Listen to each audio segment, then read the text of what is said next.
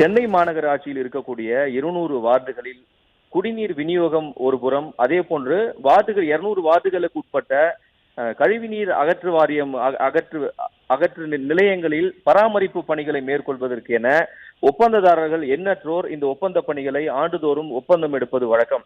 கடந்த 25 ஆண்டுகளுக்கு மேலாக நடைமுறையில் இந்த ஒப்பந்த நடைமுறையில் இருந்து வருகிறது. குறிப்பாக சென்னை மாநகராட்சியில் உள்ள இந்த 200 வார்டுகளுக்கான குடிநீர் விநியோகம் சுமார் 40க்கும் அதிகமான ஒப்பந்ததாரர்கள் ஒப்பந்தம் எடுப்பது வழக்கம். அதே போன்று இந்த கழிவுநீர் அகற்று நிலையங்களில் பராமரிப்பு பணிகளை மேற்கொள்வதற்கு 200 வார்டுகளுக்கும் சுமார் 40க்கும் அதிகமான ஒப்பந்ததாரர்கள் ஒப்பந்தம் எடுப்பது வழக்கம். இதன் மூலம் சுமார் 100க்கும் அதிகமான ஒப்பந்ததாரர்கள் பயன்பெற்று வந்த நிலையில் தற்போது திடீரென சென்னை மாநகராட்சி, தமிழக அரசு, பொதுப்பணித்துறை ஆகிய மூன்றும் இணைந்து புதிய நடைமுறை ஒன்றை அமல்படுத்தி இருக்கிறது. இந்த நடைமுறை அமல்படுத்தினால் 5 ஒப்பந்ததாரர்கள் மட்டுமே இந்த குடிநீர் விநியோகத்தை செய்ய முடியும். அதே போன்று கழிவுநீர் அகற்று நிலையங்களை பராமரிப்பதற்கு 5 நிறுவனங்களுக்கு மட்டுமே ஒப்பந்தம் கொடுக்கும் வகையில் ஒரு புதிய நடைமுறையை தமிழக அரசு அமல்படுத்தி இருப்பதாக கூறிதான் தற்போது பில்டர்ஸ் அசோசியேஷன் ஆஃப் இந்தியா என்ற அமைப்பு சென்னை வள்ளுவர் கோட்டம் அருகே மாபெரும் உண்ணாவிரத போராட்டத்தை தொடங்கி இருக்கிறார்கள்.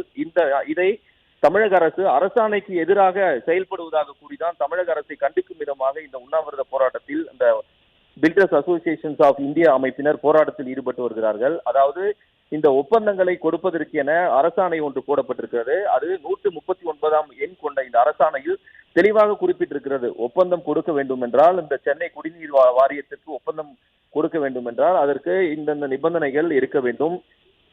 5 நிறுவனங்களுக்கு மட்டும் கொடுக்க கூடாது போன்ற பல்வேறு நடைமுறைகள் இருக்கக்கூடிய நிலையில் அந்த அரசாணை விதிகளை முறையாக பின்பற்றாமல் 5 நிறுவனங்களுக்கு மட்டுமே சென்னை மாநகராட்சி எல்லைக்குட்பட்ட 200 வார்டுகளில் உள்ள குடிநீரை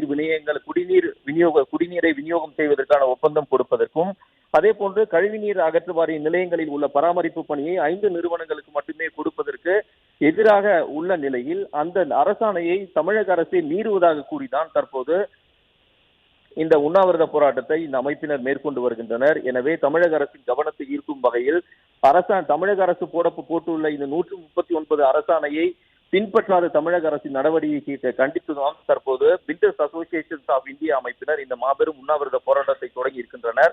காலை 10 மணிக்கு தொடங்கியுள்ள இந்த உண்ணாவிரதம் தொடர்ந்து 5 மணி வரை நடைபெறும் என்று இந்த அமைப்பினர் தெரிவித்திருக்கிறார்கள்.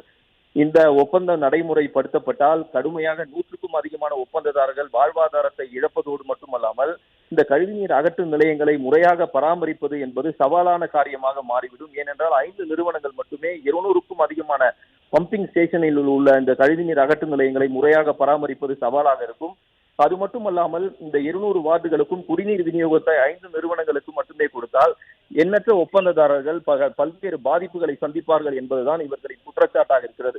எனவே தமிழக அரசு இதை கவனத்தில் கொண்டு இந்த அரசாணை 139 உள்ள விதிகள் அனைத்துமே முறையாக பின்பற்ற வேண்டும் என்பதுதான் இந்த அமைப்பின் கோரிக்கையாக இருக்கிறது.